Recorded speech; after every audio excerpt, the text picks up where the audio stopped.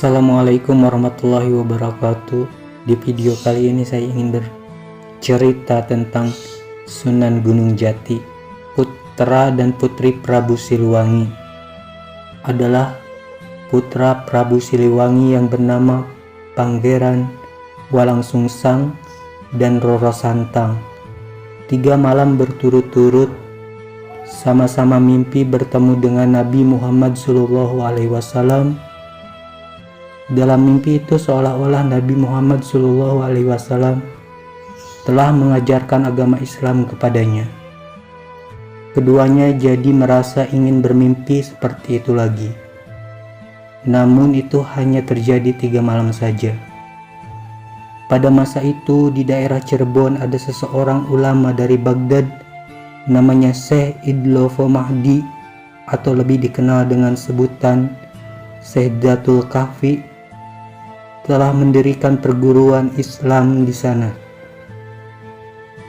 Dalam keberadaan Syekh Datul Kahfi, atau orang sana menyebut Datuk Kahfi, itu didengar oleh Pangeran Walangsungsang dan Roro Santang. Maka keduanya jadi ingin berguru kepada Datuk Kahfi. Keinginannya itu disampaikan kepada ayah Handa, tetapi Prabu Siliwangi tidak mengizinkannya. Karena keinginan untuk belajar agama Islam itu sudah tidak dapat dibendung lagi, akhirnya kedua kakak beradik itu melarikan diri dari istana pergi ke Gunung Jati. Di sana keduanya bersungguh-sungguh mempelajari ajaran-ajaran agama Islam yang diajarkan oleh Datuk Kahfi. Setelah cukup lama Datuk Kahfi mendidiknya, Pangeran Walangsungsang diperintahkan untuk membuka hutan di bagian selatan Gunung Jati.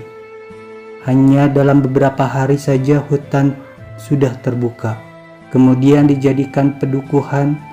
Tambah lama semakin banyak saja orang yang menetap di situ. Akhirnya Pangeran Walangsungsang diangkat sebagai pimpinannya, yang diberi gelar Pangeran Cakrabuana, dan tempat itu dinamakan Tegal Alang-alang. Datuk Kahfi merasa bangga dan puas mempunyai murid seperti Pangeran Cakrabuana itu. Maka itu Pangeran Cakrabuana dan Roro Santang diperintah pergi haji ke Mekah. Di samping menunaikan ibadah haji, keduanya masih meneruskan belajar agama kepada seorang ulama bernama Syekh Bayanillah. Diceritakan bahwa di sana Roro Santang pada akhirnya menikah dengan seorang raja Mesir, Sultan Syarif Abdullah. Adapun Roro Santang yang setelahnya kawin namanya diganti Syarifah Mudaim.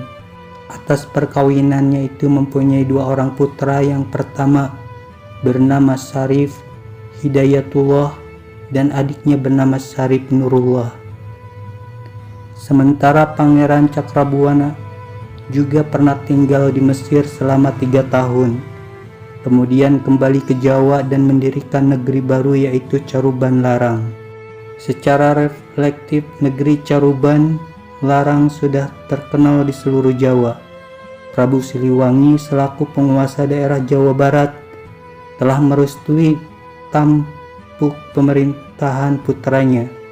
Malah sang Prabu memberi gelar Sri Manggana. Diceritakan bahwa Raja Mesir yang menikah dengan Roro Santang atau Syarifah Mudaim telah meninggal dunia karena putranya yang pertama, yaitu Syarif Hidayatullah, tidak suka naik tahta, maka digantikan adiknya, yakni Syarif Nurullah. Adapun Syarif Hidayatullah lebih suka hidup bebas. Karena itu akhirnya dia beserta ibunya memilih ke Pulau Jawa, ke negeri ibunya. Dengan menyebarkan agama Islam, Syarif Hidayatullah inilah yang sampai sekarang disebut-sebut orang sebagai Sunan Gunung Jati.